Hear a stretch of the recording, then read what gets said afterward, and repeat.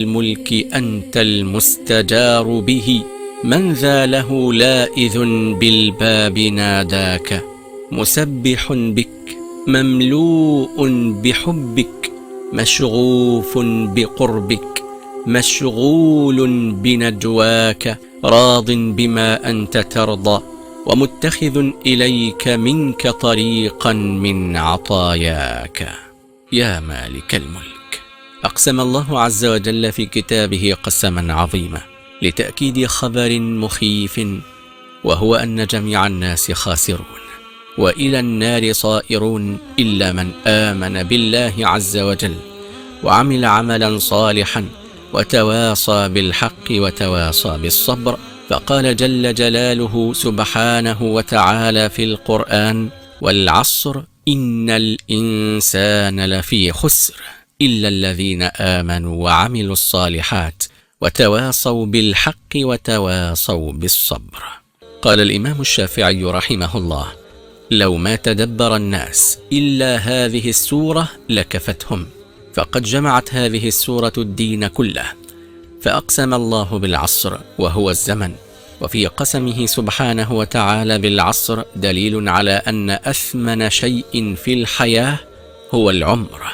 أقسم الله تبارك وتعالى في كتابه بالعصر وهو مخلوق من خلق الله تعالى، ولله جل جلاله أن يقسم بما شاء من خلقه، بل سمى به سورة من سور القرآن العصر، وذلك أن الزمان تقع فيه حركات الإنسان من خير وشر وطاعة ومعصية وإقبال على الله عز وجل وطاعته وإدبار، فبسببه أطاع العبد ربه عز وجل أو عصاه، وبسببه دخل الجنة التي أعدت للمتقين، نسأل الله عز وجل أن نكون منهم، أو النار التي أعدت للغاوين والعياذ بالله.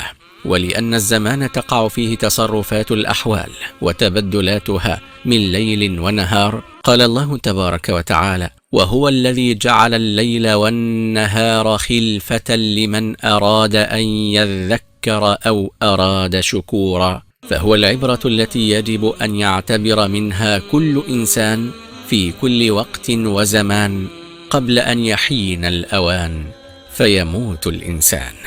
وإن العصر هو الزمان الذي يعيش فيه الإنسان، وقد بين القسم بالعصر في سورة العصر ضرورة الاعتبار من كون العصر هو المكان الذي لا بد للمرء من استغلاله بالأعمال الصالحة والإيمان بالله تبارك وتعالى والتمسك بالصبر والحق، لأن عصر الإنسان والزمن الذي يعيش فيه حياته هو الوقت المرهون إما بخسارة الإنسان من خلال القيام بالأعمال السيئة والتمسك بالشر، أو بفوزه برضا الله تعالى ونعيمه من خلال التمسك بالأعمال الصالحة والعبادة. وما دام الله عز وجل قد أقسم بشريف وهو الزمان، فلا بد أن يكون المقسم عليه معنى شريفا أيضا، وهذا المعنى هو أن كل إنسان في خسارة إلا من استثناه الله عز وجل بفضله ورحمته، فاختاره واصطفاه وجعله من أهل الفلاح، فيسر له عبادته وطاعته وأدخله الجنة برحمته. قال الله سبحانه وتعالى: إن الإنسان لفي خسر. والخسارة هنا تكون خسارة تامة كلية، وذلك إذا كفر الإنسان فلم يدخل في دين الله عز وجل الذي هو دين الإسلام، فيكون قد عاش ليزداد إثما، وتكون عاقبته النار. خسر الدنيا والآخرة، ذلك هو الخسران المبين. وتكون الخسارة خسارة ناقصة جزئية، وذلك إذا خالف طريقة أهل الاستقامة على طاعة الله عز وجل والاستقامة على اتباع سنة رسوله صلى الله عليه وسلم مع دخوله في الإسلام، فيكون قد فاته من الخير بمقدار بعده عن هذه الاستقامة على الإيمان بالله عز وجل وطاعته وسنة رسوله صلى الله عليه وسلم.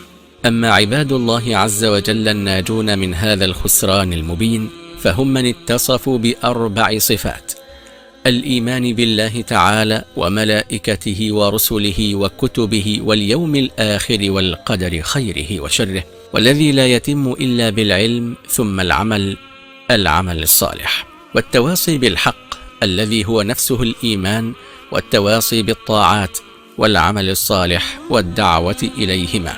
التواصي بالصبر على البلاء والاستهزاء المنتظر من المعرضين عن الله عز وجل أعداء الشرائع، والصبر على الطاعات، والصبر عن المعاصي، والصبر على أقدار الله عز وجل المؤلمة. الله سبحانه وتعالى له جل جلاله أن يقسم بما شاء على ما شاء في الوقت الذي شاء، فله طلاقة القدرة على أن يقسم.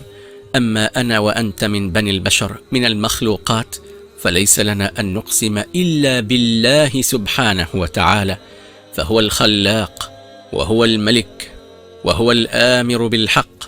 ليس لنا أن نقسم بآبائنا ولا بأمهاتنا ولا بأي مخلوق، لأن القسم تعظيم، والعظمة لا تكون إلا لله وحده لا شريك له. وعن ابن عمر رضي الله عنهما أن النبي محمد صلى الله عليه وسلم قال: إن الله تعالى ينهاكم أن تحلفوا بآبائكم، فمن كان حالفا فليحلف بالله أو ليصمت. قال ابن عبد البر رحمه الله: لا يجوز الحلف بغير الله بالإجماع.